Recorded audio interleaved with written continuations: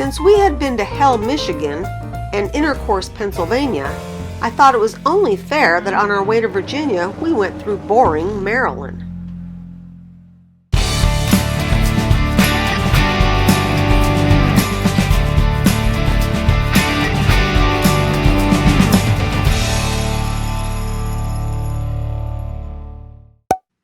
I was super excited to see an old coworker that I hadn't seen in decades. He lives in Manassas, but he worked till 6 o'clock that night, so he suggested that Rylie and I take a trip over to Old Town Alexandria.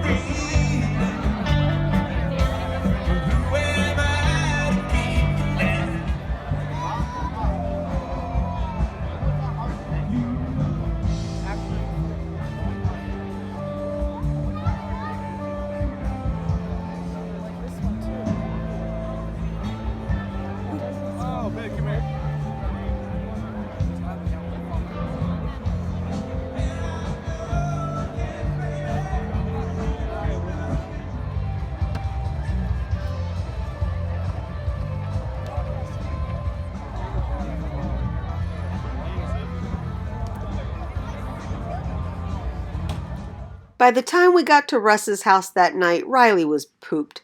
It was so nice to spend the night on somebody's couch instead of in the car. The next day we were driving to a free campground which didn't work out, and we'll talk about that later. But anyway, I saw a bunch of cars pulled off the side of the road, people standing around staring. I had no idea what was going on, so of course we pulled over and there was a guy getting ready to hang glide. So we sat around and watched him take off, and it's really cool. I'd never seen anybody actually take off. I'd only seen them in flight.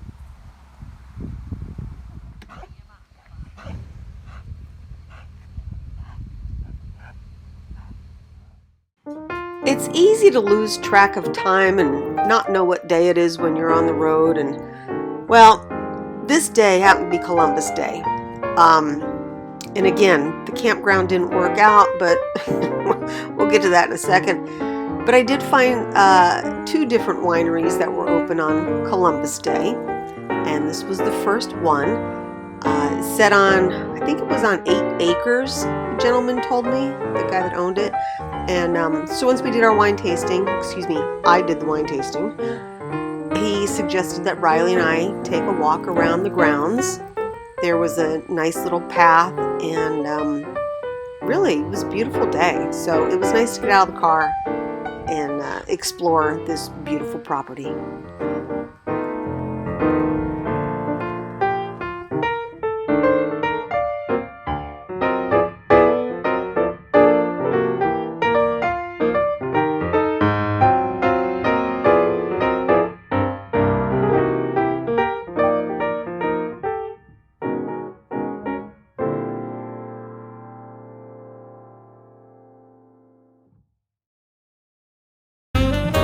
Winery number 2, where I met this sweetest couple. They were a young couple, had only been dating about a month, but we hit it off and we really had a great time. Since we were the only ones there at that time, we got an exclusive behind-the-scenes tour of the winery's operation. So they come in like this.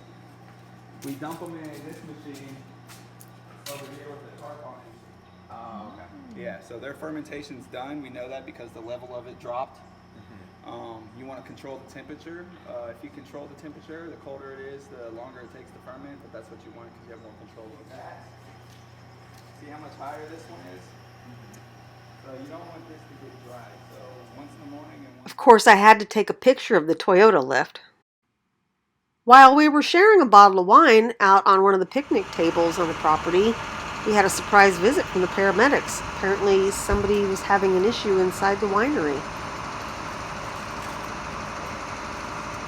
With the wine tasting done, we finally made it to our campsite.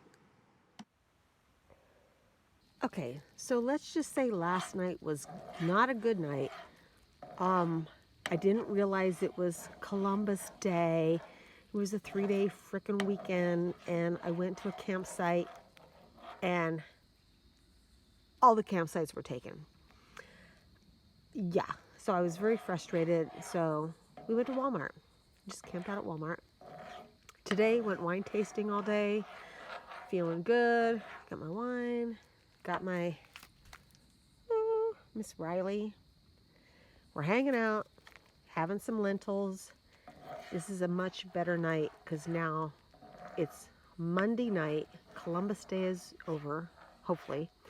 And we're chilling at a free campsite. Let me show you around. It's like freaking awesome. We're having dinner. And yeah, so this is us after Columbus Day. So when I was visiting with my friend Russ, he said to make sure that I drove through the Blue Ridge Parkway. The Parkway, which is America's longest linear park, runs for 469 miles through 29 Virginia and North Carolina counties, linking Shenandoah National Park and Great Smoky Mountains National Park. And let me tell you, I got there at the best time. The fall colors were in full swing. The leaves were changing. It was just spectacular.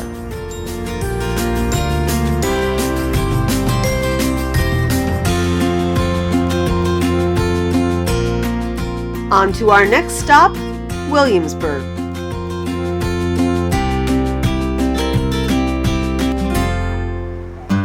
If you've never been to Colonial Williamsburg, I suggest you Google it and read up on it. It's a very interesting place, a lot of history. Too much history for me to tell you here in this short video. So what I will tell you is what I got off Wikipedia. And to sum it up, Colonial Williamsburg is an open-air assemblage of buildings populated with historic reenactors whose job it is to explain and demonstrate aspects of daily life in the past.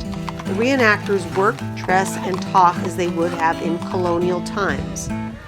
Unlike other living history museums, Colonial Williamsburg allows anyone to walk through the historic district free of charge at any hour of the day. Charges apply only to those visitors who wish to enter the historic buildings to see arts and crafts demonstrations during daylight hours or attend scheduled outdoor performances such as the Revolutionary City programs.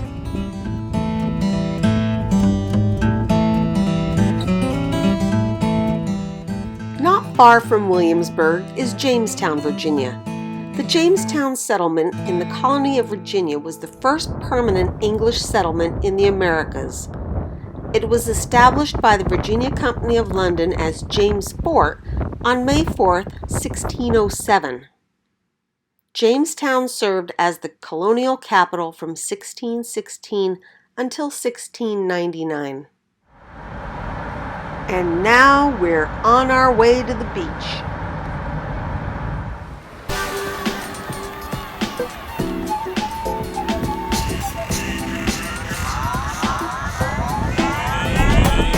This dog, what a life she has.